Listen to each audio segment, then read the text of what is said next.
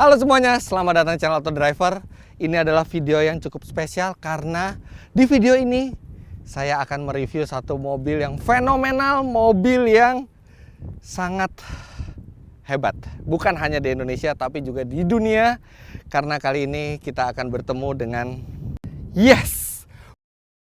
Bugatti Chiron Sport, keluaran terbaru dari Bugatti dan keluaran yang paling canggih, yang paling bertenaga dari Bugatti, dan juga adalah mobil produksi massal dengan tenaga terbesar dan top speed tertinggi di dunia, setidaknya sampai pada saat kami sedang membuat video ini.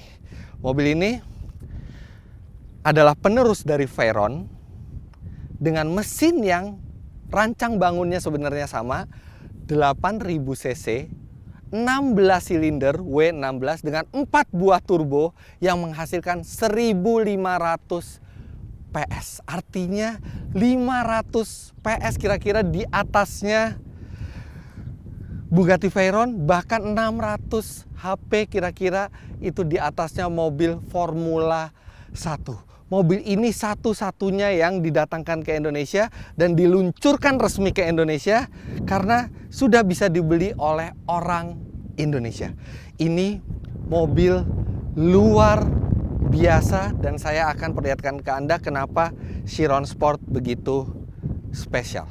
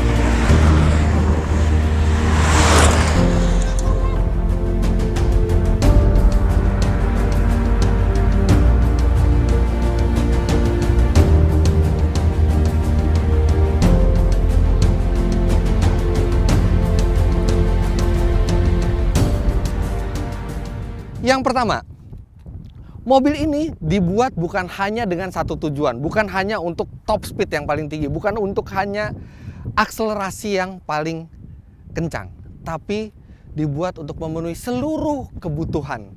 Jadi mobil ini dirancang sebagai grand tourer yang nyaman untuk dikendarai, kemudian juga menyenangkan untuk duduk di dalamnya, tapi memberikan performa yang luar biasa. Mobil ini mendapatkan gelar sebagai hypercar, di ultimate hypercar oleh banyak jurnalis di seluruh dunia bukan tanpa alasan, karena mobil ini melaju 0 sampai 100 km per jam dalam 2,5 detik, 0 sampai 200 km per jam dalam 6,1 detik, 0 sampai 300 km per jam tuntas dalam 13,1 detik, dan 0 sampai 400 km per jam tuntas tidak sampai 40 detik.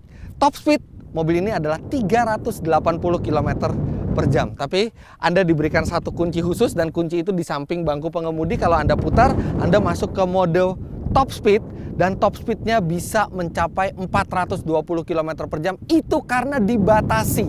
Kalau tidak dibatasi, mobil ini diperkirakan bisa 440 sampai 450 km per jam. Sekarang kita lihat dulu beberapa detailnya. Saya tidak akan terlalu panjang lebar ke detail yang tidak di bagian depan. Ini bukan hanya dibuat untuk keindahan tapi juga untuk aerodinamika dan sudah dirancang di wind channel karena mobil ini bisa melaju di atas 400 km per jam. Ini ada tulisan 16 di bawah logo Bugatti, ini merefleksikan 16 silinder. Dan dibandingkan Chiron biasa, Chiron Sport ini memiliki sejumlah panel-panel karbon yang akan membuat mobil ini semakin enteng. Ini front spoiler serat karbon, Kemudian ini atap dan sampai bagian belakang ini juga serat karbon. Kemudian hal yang tidak terpikirkan juga dari serat karbon membuat Chiron Sport itu 18 kg lebih enteng dibandingkan Chiron biasa, walaupun mesinnya sama-sama 1500 HP. Kenapa hanya 18 kg? 18 kg ternyata di kecepatan setinggi ini, di tenaga setinggi ini membuat perbedaan yang cukup signifikan. Bahkan dibilang kalau dilajukan di Nürburgring misalnya, mobil ini akan 5 detik lebih cepat dibandingkan Chiron biasa. Dan kalau dibuat lebih enteng lagi, kenapa tidak dibuat lebih enteng lagi? Bukan karena Bugatti tidak bisa, tapi karena kalau dibuat lebih enteng lagi, mobil ini akan mengalami kesulitan traksinya untuk meluncur karena tenaga yang begitu besar. 1600 Nm torsi dari mobil ini membuat bobotnya sekarang adalah 1978 kg bobot kosongnya, dan itu adalah bobot yang Bugatti tidak mau membuatnya lebih enteng lagi untuk mobil yang sejatinya masih bisa dipakai sebagai Grand Touring. Sekarang kita lihat sampingnya. Mobil ini di depan menggunakan ban 20 inci yang spesifik dibuat untuk Bugatti Chiron Sport ini, 285 30 ZR20, dan di belakang menggunakan 355 dengan aspek rasio 25 dan pelek 21 inci. Sebenarnya kenapa Bugatti membatasi kecepatan maksimumnya 420 km per jam padahal mobil ini bisa untuk lebih? Jawabannya adalah karena bannya belum bisa dinyatakan aman untuk kecepatan di atas 420 km per jam. Tapi saya rasa nggak ada yang bilang bahwa 420 km per jam itu nggak cukup. Pasti semuanya merasa itu cukup. Sayap seperti ini, dia akan menyediakan downforce untuk menjaga mobil tetap berada di dalam traksi yang aman. Tapi kalau Anda dalam mode full speed, mode top speed, maka sayap ini akan ke bawah untuk mengurangi hambatan angin dan mengizinkan mobil melaju di kecepatan maksimal. Mobil ini harganya luar biasa mahal. Di Eropa saja harganya hampir 3 juta euro.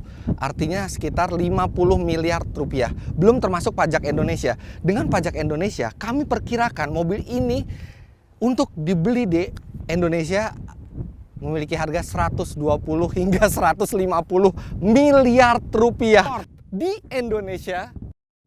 Jangan lupa Anda klik like bila menyukai video ini, komentar di bawah, dan subscribe ke channel Auto Driver jika Anda belum. Terima kasih banyak Anda sudah menyaksikan. Sampai jumpa di video review berikutnya.